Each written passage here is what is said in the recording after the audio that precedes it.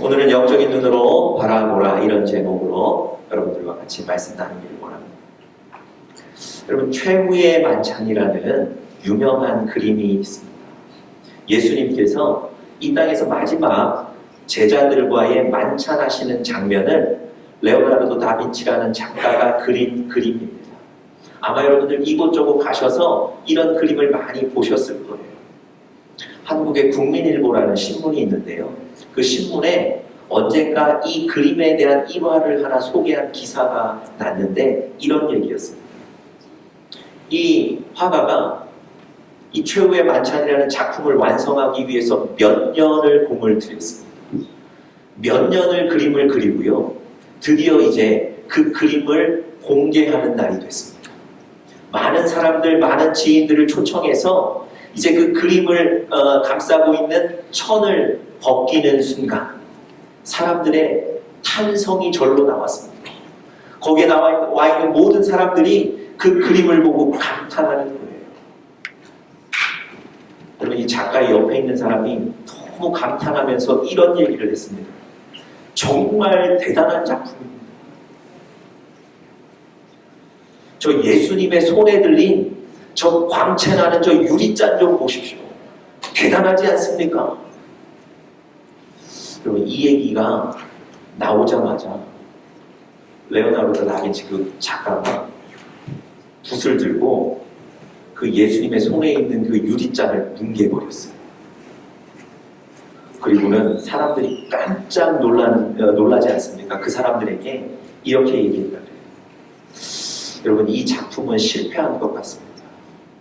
저는 이 그림을 그리면서 여러분의 시선이 저 예수님의 얼굴에 고정되기를 바랬는데 여러분의 시선이 예수님의 손에 있는 유리잔에 집중된다면 이 그림은 잘못된 것입니다. 여러분, 그리고 나서는 그 이후에 다시 그 유리잔을 그려서 그 그림을 완성했다고 합니다. 그리고 그 신문 기사 마지막은 이렇게 기록되어 있습니다. 현대인들은 종종 예수의 손에 들린 광채나는 유리잔에 환호하는 우를 보합니다. 신앙은 삶의 본질을 찾는 과정입니다. 신앙은 유리잔에 가려진 예수의 얼굴을 회복하는 것입니다.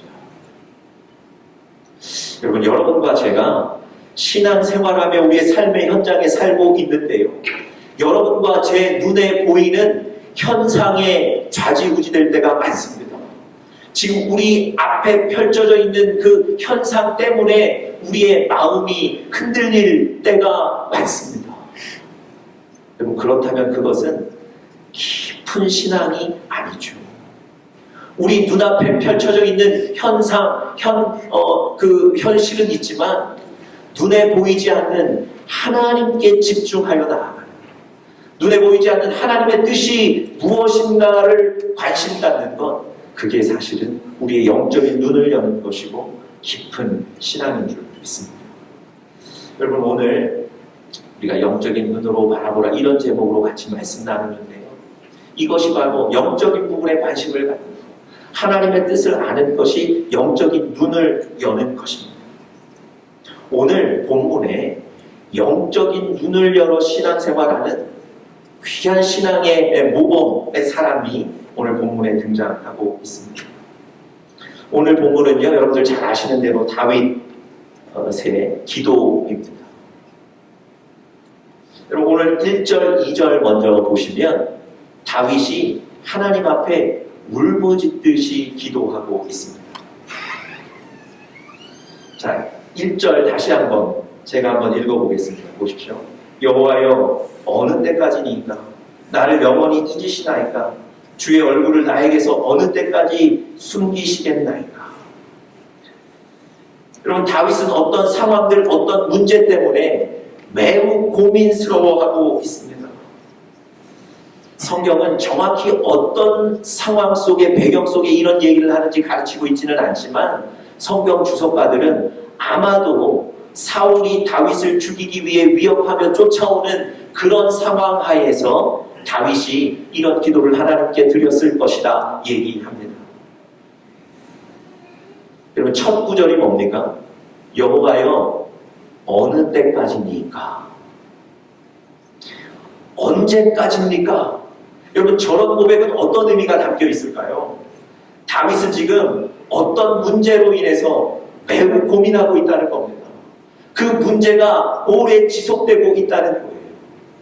참고 견디고 있는데 해결이 되지 않아요. 아니, 해결될 기미가 보이지 않는 거예요.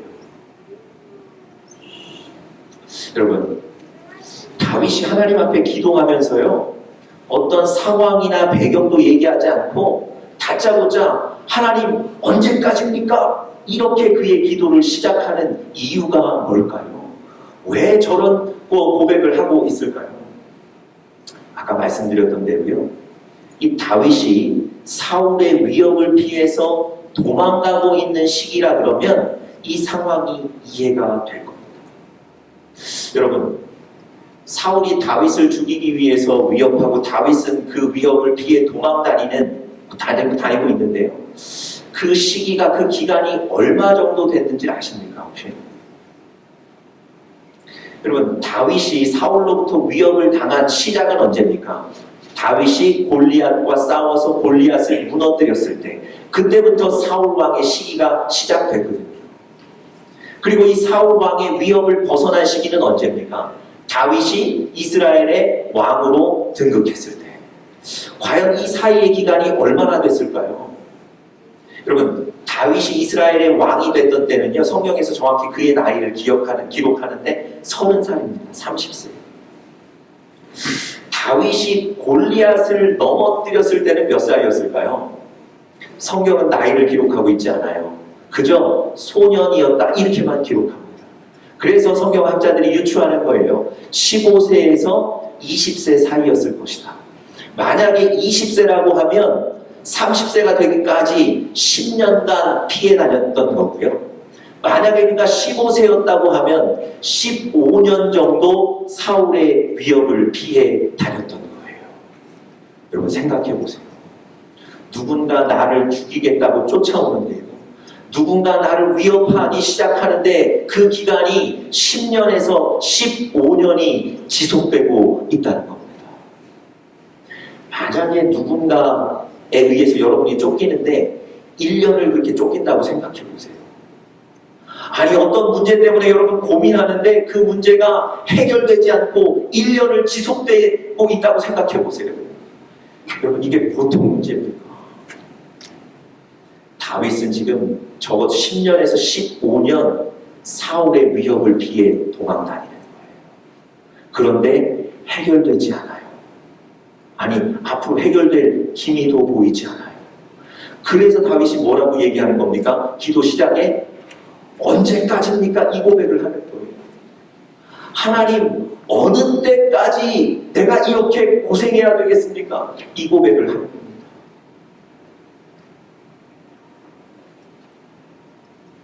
그리고 그 다음에 또 뭐라고 기도하죠? 나를 영원히 잊으시나이까? 주의 얼굴을 나에게서 어느 때까지 숨기시겠나이까? 여러분 인내하고 있는데 참고 있는데 견디고 있는데 문제가 해결되지 않는다는 거예요. 그래서 그러면서 하나님 혹시 나를 잊어버리신 것은 아닙니까? 이렇게 얘기하는 거예요. 여러분 언젠가 어려움이 몇 년간 계속 지속되는 어떤 교인이 저를 찾아오셔서 어려운 본인의 사정들을 얘기하셨습니다. 그러면서 마지막 순간에 저에게 이렇게 얘기하시더라고요. 목사님, 하나님이 나를 잊어버리신 것 같습니다. 그렇게 얘기했어요. 옆을 보면 다 잘 되는 것 같고 다 형통한 듯한데 나는 목사님 몇 년간 이 고민하고 있습니다. 그래서 제가 절대 그렇지 않습니다. 하나님 집사님을 잊으시지 않았습니다. 이렇게 말씀을 드렸는데 제 마음속에 이 집사님 얼마나 힘드셨을까? 하나님이 잊으신 건 아니었을까? 공감이 되더라고요. 얼마나 괴로우셨겠습니까? 여러분 오늘 다윗이 지금 이렇게 고백하는 거예요. 여러분 2절에 다윗의 고민, 이게 다윗의 기도가 계속 이어지고 있는데요. 2절 제가 한번 읽어보겠습니다. 나의 영혼이 번민하고 종일토록 마음에 근심하기를 어느 때까지 하오며 내 원수가 나를 치며 자랑하기를 어느 때까지 하리라. 그럼 지금 2절 기도해 보니까 나의 영혼이 번민한다 기록하고 있어요. 나의 영혼이 종일토록 번민하는 것 언제까지 해야 되겠습니까? 여러분 다른 우리말 성경에 보시면요, 좀 번민하다라는 얘기를 경영한다 이렇게 번역하고 있어요. 이런 얘기입니다. 내가 나의 영혼을 경영하기를 언제까지 해야 되겠습니까? 그럼 경영한다는 건 무슨 얘기일까요? 시시때때마다 살 궁리를 해야 된다는 거예요. 사울이 자기를 죽이기 위해서 쫓아올 때마다 3,000명의 군사들을 동원해 올 때마다 오늘은 어디에 숨어야 되는지, 오늘은 누구네 집에 가서 부탁해야 되는지 살궁리를 매일매일 자기 자신이 해야 된다는 겁니다.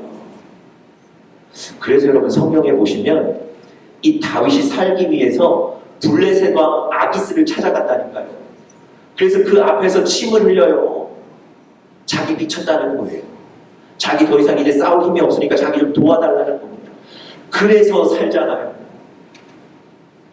언제까지 내가 살궁리를 내 스스로 해야 되겠습니까?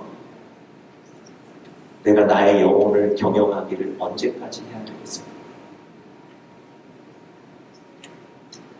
그러면서 마지막에 나의 원수가 나를 치매 자랑하기를 어느 때까지 하리까? 악한 영과의 전쟁에서 악한 원수들이 나를 치는데 그들이 너무 기뻐하고 좋아한다는 거예요. 나는 졌다는 겁니다. 여러분 1절과 2절 이제 다 종합해 보면 이런 겁니다. 어떤 문제가 있는데 시간이 오래 지나도록 풀리지 않고 있다는 거예요. 그리고 그 대적들은 승승장구하고 있다는 겁니다. 여러분 우리도 사실은 다윗과는 이 환경이나 상황이 다르지만 아마 우리 각자에게도 이런 어두운 어려움들이 있을 것입니다. 아마 여러분이 받으시는 스트레스들이 있으실 거예요. 여러분 이런 상황 속에서 다윗은 어떻게 대처하며 승리할 수 있었을까요? 어떻게 영적인 대처를 할 수 있었을까요? 오늘 여러분과 제가 오늘 본문을 좀 살펴보면서 세 가지를 좀 살펴보시면서 여러분과 저에게도 도전이 되고 은혜가 될 수 있기를 간절히 바랍니다. 첫 번째로요, 다윗은 이런 상황 속에서 영적인 눈을 열었습니다. 첫 번째, 다윗은 영적인 눈을 열었습니다. 그럼 제가 왜 그렇게 말씀드리는지 우리가 3절에서 한번 확인해 보겠습니다. 3절 다 같이 한번 읽어보겠습니다. 시작. 여호와 내 하나님이여 나를 생각하사 응답하시고 나의 눈을 밝히소서. 두렵건대 내가 사망의 잠을 잘까 하오며. 여러분 다윗이 이런 상황 속에서 뭐라고 하나님께 기도하죠? 나를 생각하사 응답하시고 나의 눈을 밝혀주십시오. 나의 눈을 열어달라고 기도합니다. 여러분 1절과 2절에 그렇게 어렵다고 얘기하고 언제까지 이런 고난이 계속돼야 됩니까? 하나님께 간구했다면 3절에 나오는 그의 고백은 어떤 고백이 돼야 되겠습니까? 하나님 내 앞에 원수들을 이제는 좀 물리쳐 주십시오. 하나님 이 고난 좀 끝내 주십시오. 하나님 저 어렸을 때 제 머리에 기름 부으시지 않았습니까? 그러면 왕으로 좀 세워주시는 기간을 좀 당겨주셔서 빨리 저를 좀 왕으로 좀 세워주십시오. 그리고 얼마든지 1절과 2절의 그 고난의 고백을 보면 3절에 이런 기도 할 수 있지 않겠습니까? 그런데 말이죠. 그런 기도가 아니고 나의 눈을 열어주십시오. 이렇게 기도하는 겁니다. 왜 이렇게 기도했을까요? 이 기도의 의미가 뭘까요? 내가 육신의 눈으로 바라보지 않겠다는 겁니다. 내가 세상의 눈으로 바라보지 않겠다는 거예요. 조건과 현상으로 바라보지 않겠다는 겁니다.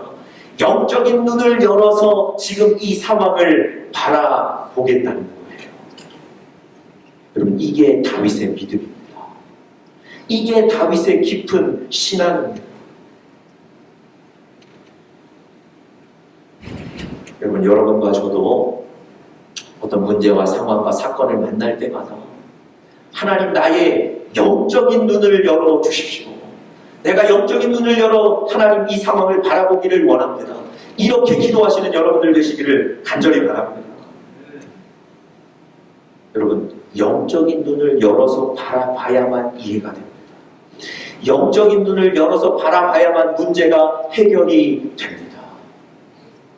제가 그런 한 사람을 좀 소개해 드리려고 합니다. 여러분, 바울이라는 인물 너무 잘 아시죠?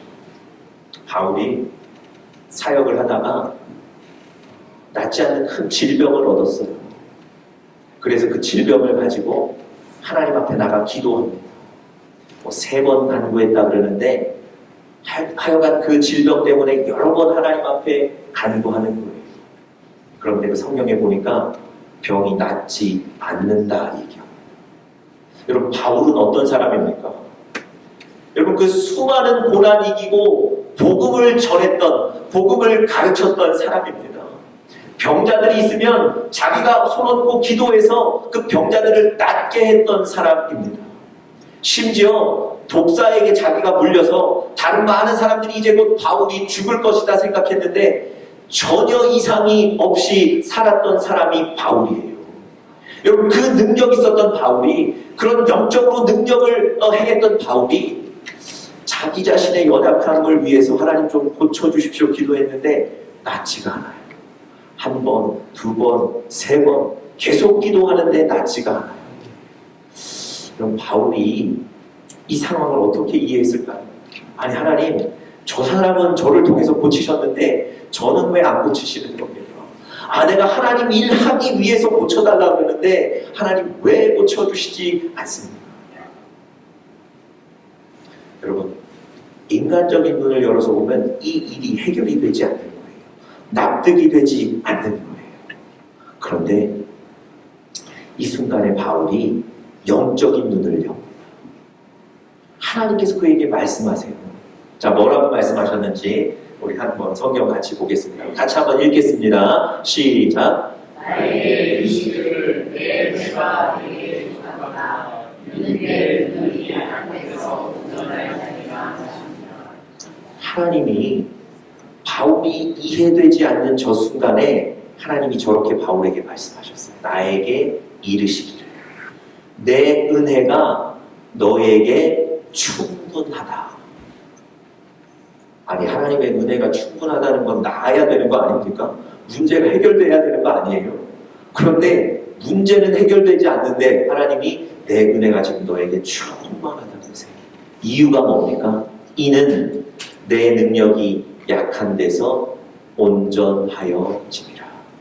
여러분, 하나님의 은혜는 어떤 거라고요? 약한 곳에 임하는 거라고요. 약한 곳에 임하셔서 온전하게 만드는 것, 그것을 완전하게 만드시는 것이 하나님의 은혜라고 얘기하신 거예요. 여러분, 바울이 저 하나님의 말씀을 듣고 영적인 시각을 갖기 시작하는 거예요. 바울이 저 하나님의 말씀을 듣고 영적인 눈을 여는 거예요. 영적인 눈을 열기 전에는 아픔은 아픔이었던 거예요. 이 아픔 때문에 고민스러웠던 거예요. 그런데 저 하나님의 말씀을 받고 어떤 영적인 생각을 하게 됩니까? 지금 나에게 있는 이 연약함 때문에 와, 하나님의 은혜가 나에게 충만하게 임하고 있구나. 왜냐하면 하나님의 은혜는 약한 데서 온전하게 만드시는 것이기 때문에 나의 약함 때문에 하나님의 은혜가 지금 나에게 충만하게 있구나. 영적인 눈을 여는 거예요. 여러분, 그 고민스러웠던 문제가 영적인 눈을 열었을 때 이해되는 거예요. 아니, 단순히 이해될 뿐만 아니라 기쁘고 즐거운 거예요. 자, 그 다음 절 말씀 우리 같이 한번 읽어보겠습니다. 시작. 그러므로 도리어 크게 기뻐함으로 나의 여러 약한 것들에 대하여 자랑하리니 이는 그리스도의 능력이 내게 머물게 하려 함이라. 그러므로 내가 그리스도를 위하여 약한 것들과 능욕과 궁핍과 박해와 곤고를 기뻐하노니 이는 내가 약한 그때에 강함이라.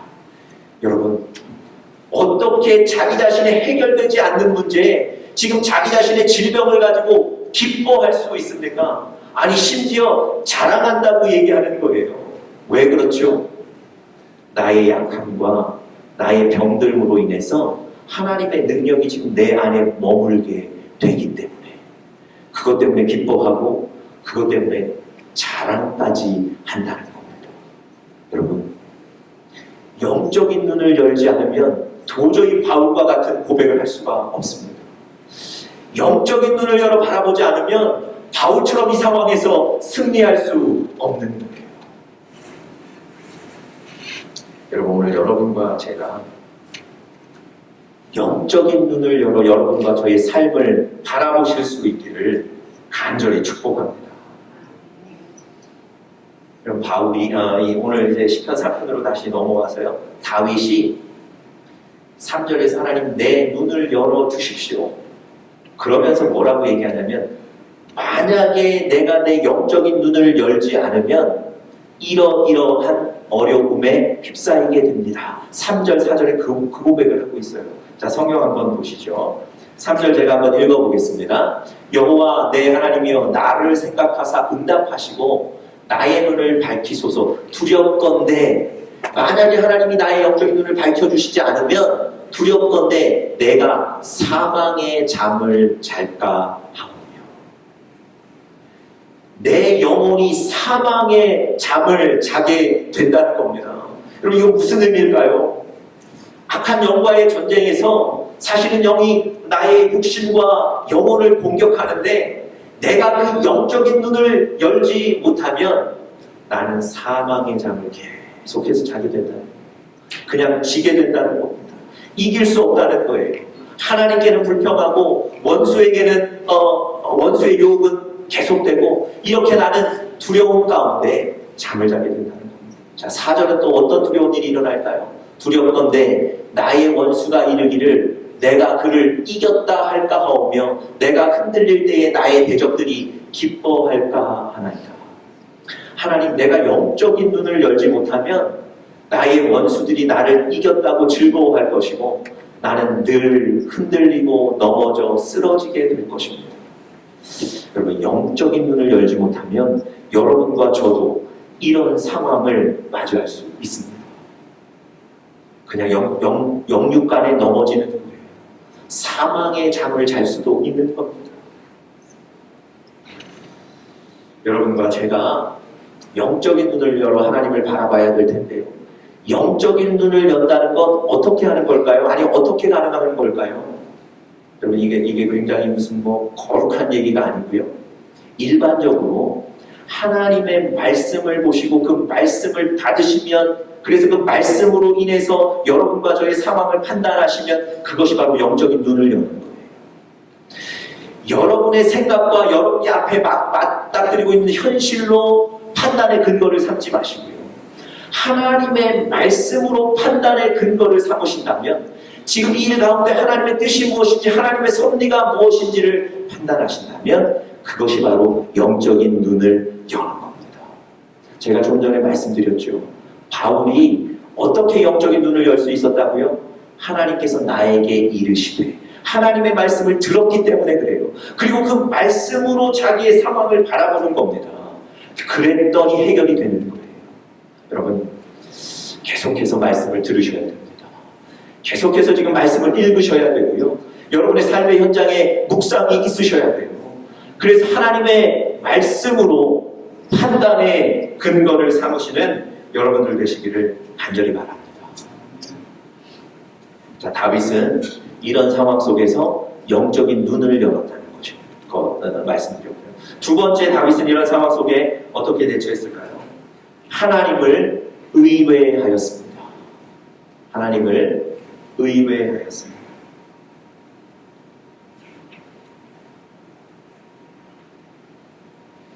여러분, 다윗이 영적인 눈을 열어서 하나님을 바라보게 되니까 자연스럽게 다윗에게는 지금 문제가 보이는 게 아니라 누가 보이는 겁니까? 하나님이 보이는 거예요.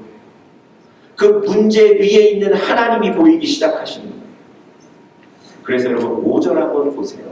다윗이 5절 그의 기도를 뭐라고 이어가고 있습니까? 나는 오직 주의 사랑을 의지하였사오니 나의 마음은 주의 구원을 기뻐하리이다. 여러분, 다윗이 영적인 눈을 열어 하나님을 바라봤을 때 이제 그가 세상을 의지하거나 문제를 바라보는 것이 아니고 하나님을 의지하게 되었다는 겁니다. 여러분, 이 다윗이 생각하는 하나님은 어떤 하나님일까요? 5절 후반부에 보니까 이렇게 되어 있죠. 나의 마음은 주의 구원을 기뻐하리이다.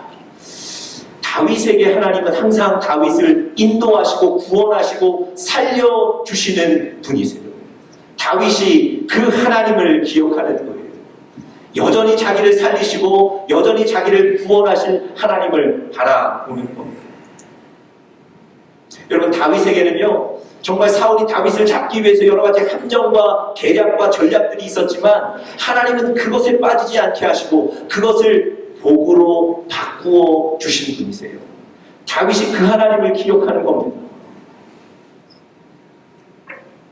여러분, 다윗이 마온 황무지라는 곳에 피했을 때가 있었습니다. 그때는요, 사울이 군사 3,000명을 동원해서 다윗을 잡으러 왔다고 그랬습니다. 그 마온 황무지에서 더 이상 도망갈 데가 없었어요. 다윗도 이제 살 소망이 끊어지고 더 이상 도망갈 소망이 없다고 생각했을 그때에 하나님이 어떻게 그를 살려주셨냐면요, 본국 이스라엘에 블레셋 군대가 침략했다는 소식이 사울 왕에게 전해져요. 여러분, 사울이 아무리 다윗을 붙잡고 싶지만 자기 나라가 지금 적군에 의해 공격받았는데 어떻게 다윗 하나 잡겠다고 3,000명 동원해서 그곳에 머물 수 있겠습니까? 다윗 잡는 거 포기하고 자기의 나라 가서 전쟁터로 나가는 거예요. 그래서 다윗이 살게 됐습니다. 여러분, 살 방법이 없다고 생각됐고 살 소망이 없다고 생각됐던 그때에도 하나님은 다윗을 살리시고 구원하신 줄 믿습니다. 다윗이 그 하나님을 생각하는 거예요. 다윗이 그 하나님 바라보는 겁니다. 그리고 그 하나님 의지하는 거예요. 여러분, 여러분들과 저의 인생에도요, 우리가 알 수 없는 우리 인생의 함정들이 있습니다. 여러분과 제가 걸려 넘어질 수 있는 그런 함정들이 있습니다. 그런데 우리는 그것이 어디에 있는지 무엇인지 알지 못해요. 겁나는 것 아닙니까? 여러분, 그때에도요, 우리는 알지 못하지만 하나님이, 구원의 하나님이 여러분과 저를 지키실 줄 믿습니다. 그 하나님을 의뢰하십시오. 그 하나님을 의지하며 나아가는 여러분 되시기를 간절히 바랍니다. 느헤미야 13장에 보니까요, 하나님은 저주를 복으로 바꾸셨다고 분명히 기록하고 있습니다. 여러분과 저의 인생에 있는 함정들, 혹은 우리가 알지 못하는 어려운 넘어야 될 벽들, 하나님께서 그것을 복으로 바꾸어 주실 줄 믿습니다. 그 하나님 의지하며 나아가십시오. 자, 마지막 세 번째로요, 다윗은 이러한 상황 가운데 어떻게 대처했을까요? 바로 감사했습니다. 다윗의 영적인 대처는 바로 감사라는 것입니다. 오늘 보면 5절, 6절 그 기도의 마지막이죠. 기도를 마지막으로 맺고 있는데 그가 기뻐한다 그러고 찬양한다고 얘기합니다. 한번 성경 보시겠습니까? 6절 한번 보겠습니다. 내가 여호와를 찬송하리니 이는 주께서 내게 은덕을 베푸심이로다. 여러분, 다윗이 이런 상황 속에서도 그의 마지막 기도가 기뻐하고 하나님을 찬양합니다, 이런 기도로 마쳤다는 것은요, 다윗이 감사한다는 거예요. 더 이상 불안에 떨지 않는 겁니다. 하나님께 감사하는 겁니다. 여러분, 다윗이 영적인 눈을 열어서 하나님, 구원의 하나님을 바라봤을 때 감사할 수 있었던 거예요. 감사는 그저 인간적인 의지나 감정이 아닙니다. 여러분, 다윗이 하나님을 기뻐하고 찬양하고 감사하는데 문제가 해결되었기 때문에 감사하는 겁니까? 오늘 사울의 위협이 물러갔습니까? 아니요. 사울의 위협은 계속되는 거예요. 문제는 여전히 내 안에 있습니다. 그럼에도 불구하고 감사하는 것은요, 인간적인 의지나 감정이 아닌 거예요. 영적인 눈을 열었을 때 이 감사가 되는 겁니다. 사도행전 16장에 보니까 바울과 신라가 유럽으로 건너가서 유럽에서 복음을 전하는 장면이 나옵니다. 그런데 이 바울과 신라가 유럽으로 넘어가서 빌립보라는 동네에 처음으로 도착했는데 거기에 악한 영에 들린 한 여인이 등장합니다. 귀신 들린 이렇게 성경을 표현하는데요. 너무 그의 인생이 불쌍해서 바울이 그를 불쌍히 여기고 그래서 그를 위해서 기도함으로 그 안에 있는 악한 영들을 내쫓아줘요. 그래서 이 여인이 정신이 온전하게 됩니다. 여러분 기쁜 일 아닙니까? 그런데 그 여인을 소유했던 주인이 막 화를 내면서 이 바울을 고소하기까지 이릅니다. 왜냐하면 그 귀신 들렸던 그 여인을 통해서 점쳐줘서 돈을 벌었거든요. 그런데 이 여인이 온전해졌으니 돈벌이가 없어질 거예요. 그래서 이 주인이 그것 때문에 바울을 원망하고 바울을 고소해버리는 거예요. 여러분 바울과 신라가 그날 밤에 40에 하나 감한매, 그러니까 39대죠. 39대의 매를 맞고 기절한 거예요. 여러분 복음을 전했고 어려움에 처해 있는 여인을 고쳤고 정말 그렇게 좋은 일들을 했는데 매 맞고 오히려 감옥에 갇혀버린 거예요. 성경에 보니까 한밤중에 일어났다고 그랬거든요. 아마도 그 매 맞고 기절했을 겁니다. 그리고 한밤중에 일어났어요. 성경에 보니까 그가 한밤중에 일어나서 뭐 했다고 기록하는 줄 아세요? 하나님을 찬미했다. 여러분 억울하게 감옥에 갇혀서 그것도 40에 하나 감한매 39대를 맞고 기절한 채로 있었다가 깨어난 그 사람들이 그 감옥에서 무엇을 감사했겠냐고요. 무슨 이유로 하나님을 찬미할 수 있었겠냐고요. 여러분 감사는 그저 우리의 감정이나 의지가 아니고요. 영적으로 하는 겁니다. 여러분 바울과 신라가 한밤중에 그 옥에서 하나님을 찬미하며 감사했을 때 어떤 일이 벌어졌습니까? 갑자기 지진이 나고 옥터가 흔들리면서 옥의 문이 열렸다 그랬어요. 여러분 이것만 기적이 아닙니다. 자기를 감시하던 그 완악한 간수와 가족들이 그날 밤에 예수를 믿고 하나님의 자녀가 된 줄 믿습니다. 여러분 감사는 이런 기적을 가지고 있는 거예요. 여러분과 제가 영적인 눈을 열어서 구원의 하나님을 바라보고 감사할 수 있다면 하나님은 오늘 사울에게 다윗에게 주셨던 그 복을 여러분과 저에게도 주실 줄 믿습니다. 영적인 눈을 열어서 하나님께 감사하는 여러분들 되시기를 간절히 바랍니다. 여러분 다윗이 시편 141편에서요 하나님 앞에 간절히 기도하는 장면이 또 나옵니다. 얼마나 다급했으면 하나님께 기도하는데 명령하듯이 기도해요. 하나님 반드시 내 기도를 들으셔야 됩니다. 하나님 지금 어디 계신 겁니까? 여기 계셔야지. 뭐 이러면서 기도를 해요. 얼마나 그가 다급했으면 그렇게까지 기도했겠습니까? 그렇게 다급하게 부르짖는 첫 번째 기도의 제목이 뭐였는지 아세요?